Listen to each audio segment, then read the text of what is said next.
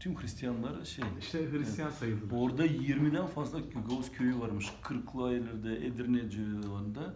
Bunlar hepsi Yunan olarak sınır dışı. Ama orada gitmek istemedikleri için İslamiyet'i kabul edip kalanlar var. Asanlıları da var. Heh. Orada onların müzesinde bir resim var. Popazı Osmanlıları asmışlar Gagavuz'u. Allah Allah. Gitmek istemedi, kiliseyi terk etmek istemedi. Ve oradaki Gagavuzlar biraz Türklere çok kızgın. Çünkü diyorlar bizi zorla çıkın. Tabii o zaman kimse... Ama o şey de olabilir. O savaş... Bulgar propagandası falan da şey. Yunan propagandası aynen. olabilir. Propaganda olabilir. İşte Yunanlar zaten diyorlar siz Türk değilsiniz, siz Yunansınız. Aynen. Sizin konuştuğunuz dil diyor size zorla Türkçe konuşturdular diyor. Siz Hristiyansınız falan. Öyle. Doğru cevap ne? Ha? Doğrusu ne cevap? Adamlar binlerce yıl Türkçe konuştu. Nasıl? Çok Türk tabii onlar. Binlerce konuşuyor, yıl konuşuyorlar. Onlar başka dil bilmiyordular ki 1921'e kadar hiç bilmiyordular başka dil. Yunanca konuşmuyordular ki, Bulgarca konuşmuyordular ki onlar hepsi Türkçe konuşuyorlar. Gagavuzlar. Şeyi var, mahallesi var. Gagavuzlar şu hale. İhtiyarlar hep Gagavuzca konuşuyorlar. Sonra Varan'dan çıkıyorsun, Vılçıdol var, Kavarna var. Kavarna papazı Gagavuz. Benim gibi konuşuyor. Kavarna Svetoy Georgi, Ay Georgi kilisesi var. Orada Vasili.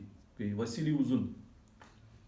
O papaz Gagavuz konuşuyor. Sonra Kavarna'dan 5 kilometre şey var. Bulgario, Kalyakra. Hepsi. Orada köyün merkezinde şey var. Kafeterya var. Meyhana Bulgarlar diyorlar. Yazıyor Meyhana Gagavuz'a. Meyhana Gagavuz'a. Köyün merkezinde Gagavuzca konuşuyor. Ne kadar nüfusumuz vardır bu Karadeniz sahillerinde aşağı yukarı Bilmiyorum Gagavuz? işte onlar Bulgar olarak yazılıyorlar. Türk Gagavuzca konuşuyor. O adamın nüfusu. Bir 300 bin var mıdır nüfus? Toplam. Diyorlar, İkinci Dünya Savaşı'ndan önce 1 milyon Gagavuz orada yaşıyordu. Şimdi kalmışsa 4-5 köy kaldı. Peki Urumlarla Gagavuzlar arasında fark var mı?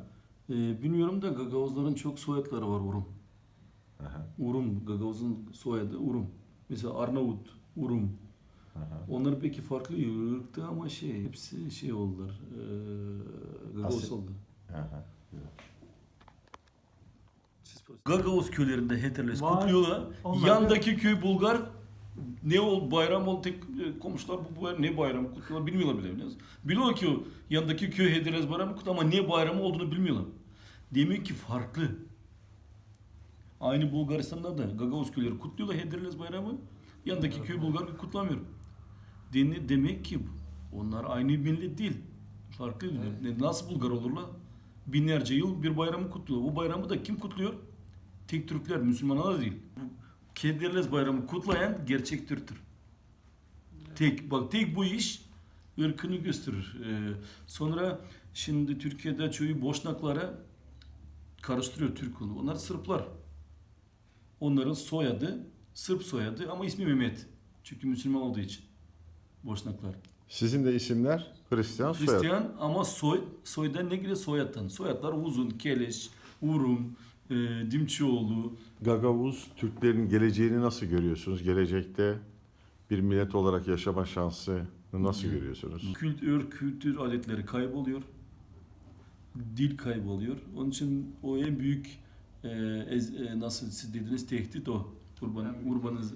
Urbanizasyon. Peki diğer Türklere bir mesaj olarak ne tavsiye ederseniz? Kardeşlik babından olsun. Allah korusun Türkler.